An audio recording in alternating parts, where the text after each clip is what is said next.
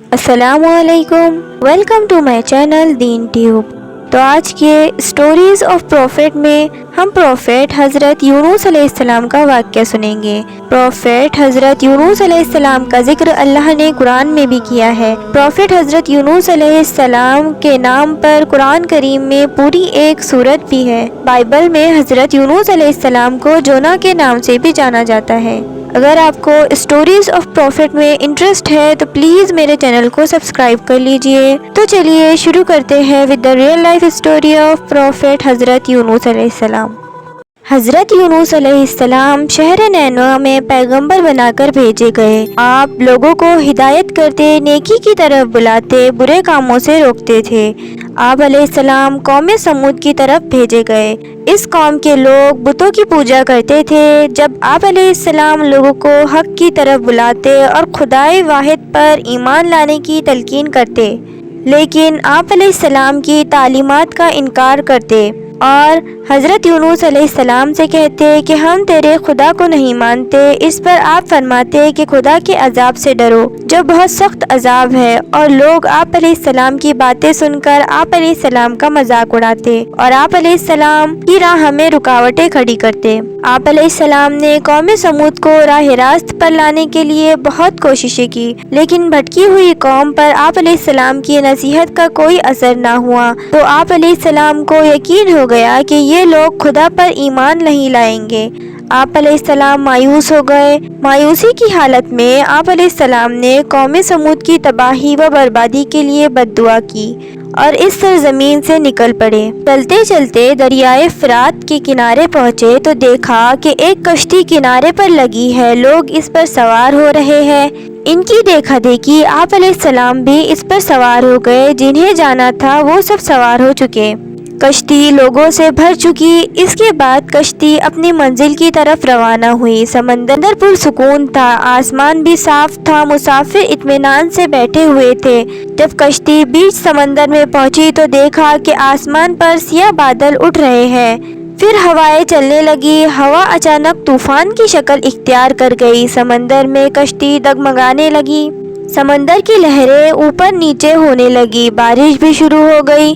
طوفان کے جھٹکوں اور پانی کے تھپیڑوں سے کشتی کے ڈوبنے کا اندیشہ پیدا ہو گیا۔ کشتی میں بیٹھے ہوئے مسافروں میں سے ایک نے کہا کہ معلوم ہوتا ہے کہ کشتی میں کوئی ایسا شخص بھی سوار ہے جس سے کوئی بڑی غلطی سرزد ہو گئی ہے۔ جب تک ایسے شخص کو کشتی سے نہ نکالا جائے، کشتی کا صحیح سلامت رہنا محال ہے۔ وہ شخص کون ہے یہ بتانا مشکل ہے جب تک کہ وہ خود کو پیش نہ کرے۔ اس پر حضرت یونس علیہ السلام کھڑے ہو گئے اور کہا کہ میں ہی ہوں جس سے بڑی غلطی سرزد ہو گئی ہے، مجھے کشتی سے نکال دیا جائے تو آئی ہوئی مصیبت ٹل جائیں گی۔ تمام مسافر حضرت یونس علیہ السلام کا منہ تک رہے تھے، جس نے خود ہی سب کے سامنے اپنی غلطی کا اظہار کیا۔ پھر سب نے ایک زبان ہو کر کہا کہ یہ شخص تو فرشتہ صفت انسان معلوم ہوتا ہے، ہم کسی حال میں اسے کشتی سے نہیں نکال سکتے۔ مسافروں میں سے ایک نے تجویز پیش کی کہ قرعہ اندازی کی جائے، جس کا نام پرچے میں نکلے وہی سزا کا مستحق ہوگا، ہم اسے کشتی سے نکال دیں گے۔ چنانچہ قرعہ ڈالا گیا، پرچے میں یونس علیہ السلام کا نام نکلا۔ اس عمل سے لوگوں کو اطمینان نہیں ہوا۔ پھر قرعہ ڈالا گیا تو یونس علیہ السلام کا ہی نام نکلا۔ اس طرح یہ عمل بار بار دہرایا گیا۔ ہر بار یہی ہوا۔ حضرت یونس علیہ السلام نے کہا کہ میں اپنے رب کا نافرمان ہوں، خدا کا حکم بھی یہی ہے کہ مجھے دریا میں ڈال دو، تمام مسافروں کی جان بچ جائیں گی۔ حضرت یونس علیہ السلام نے کشتی کے مسافروں سے اور ملاح سے بار بار کہا کہ میں کشتی سے چھلانگ لگانے کے لیے تیار ہوں، اس لیے کہ میں نے اللہ کے حکم کا انتظار نہیں کیا۔ آخر کار کشتی کے مسافروں اور ملاح نے مان لیا اور حضرت یونس علیہ السلام کو دریا میں پھینک دیا۔ دریا میں ایک مچھلی حضرت یونس علیہ السلام کی طرف بڑھی اور نگل گئی۔ اللہ نے مچھلی سے کہا کہ یہ تیری خوراک نہیں ہے، یہ تیرے پیٹ میں امانت ہے جسے واپس کرنا ہے۔ چنانچہ آپ علیہ السلام مچھلی کے پیٹ میں اندھیرے میں رہے، اللہ کا ذکر کرتے رہے اور معافی طلب کرتے رہے۔ آپ علیہ السلام پکار رہے تھے، اے اللہ تیرے سوا کوئی عبادت کے لائق نہیں، تو پاک ہے، بلا شبہ میں اپنے ہی نفس پر ظلم کیا، میں ظالموں میں سے ہوں۔ اللہ نے آپ علیہ السلام کی پکار سن لی۔ آپ علیہ السلام مچھلی کے پیٹ میں محفوظ ہے۔ مچھلی نے دریا کے کنارے آپ علیہ السلام کو اگل دیا۔ جب آپ علیہ السلام مچھلی کے پیٹ سے باہر آئے تو بہت کمزور اور نڈھال تھے۔ آپ علیہ السلام نے کھلی فضا میں سانس لیا اور اللہ کا شکر ادا کیا۔ اللہ نے حضرت یونس علیہ السلام سے فرمایا، اگر تو مچھلی کے پیٹ میں میری پاکی بیان نہ کرتا تو نجات حاصل نہ کرتا۔ جس جگہ پر مچھلی نے آپ علیہ السلام کو اگلا تھا وہاں کوئی درخت تھا نہ کوئی سایہ، دھوپ ہی دھوپ تھی، گرمی بھی نہ قابل برداشت تھی۔ اللہ کے حکم سے وہاں ایک بیل دار پودا اگ گیا، پودے کی بیل سے سایہ آ گیا۔ آپ علیہ السلام سایہ تلے بیٹھ گئے اور اللہ کا ذکر کرنے لگے۔ کہا جاتا ہے کہ آپ علیہ السلام کے پاس ایک ہرنی آتی تھی اور اپنا دودھ پلا جاتی تھی۔ اللہ تعالیٰ فرماتا ہے، ہم نے بغیر گھاس کے زمین پر ڈال دیا اور وہ بیمار تھا، اور ہم نے بیل دار درخت اگایا اور ہم نے اس کو 1,00,000 آدمی کی طرف بھیجا، بلکہ اس سے بھی زیادہ، پھر وہ لوگ ان پر ایمان لائے۔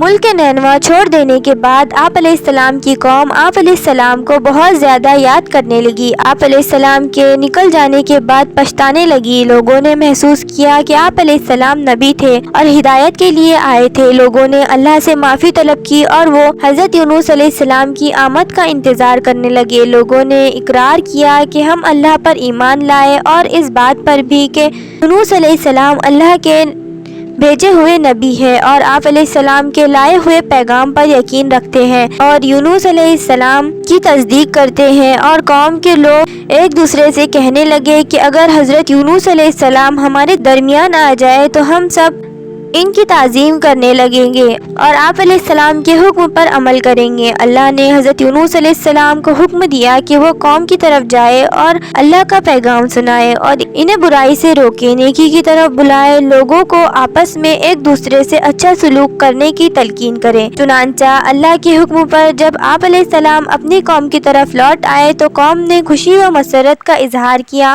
آپ علیہ السلام کی آمد پر اللہ کا شکریہ ادا کیا۔ واپس آ کر حضرت یونس علیہ السلام نے تبلیغ شروع کر دی اور ہدایت دینے لگے کہ برے کاموں سے دور رہے، ضرورت مندوں کی مدد کرے، بھوکوں کو کھانا کھلائے، ننگوں کو کپڑا پہنائے، کسی کے ساتھ برا سلوک نہ کرے۔ تو یہ تھا حضرت یونس علیہ السلام کا بہترین واقعہ۔ اس کے بعد آپ کو کس پروفٹ کی اسٹوری سننا ہے آپ کامنٹ میں بتائیے، اور اگر آپ کو اسٹوریز آف پروفٹ میں انٹرسٹ ہے تو پلیز میرے چینل کو سبسکرائب کر لیجئے۔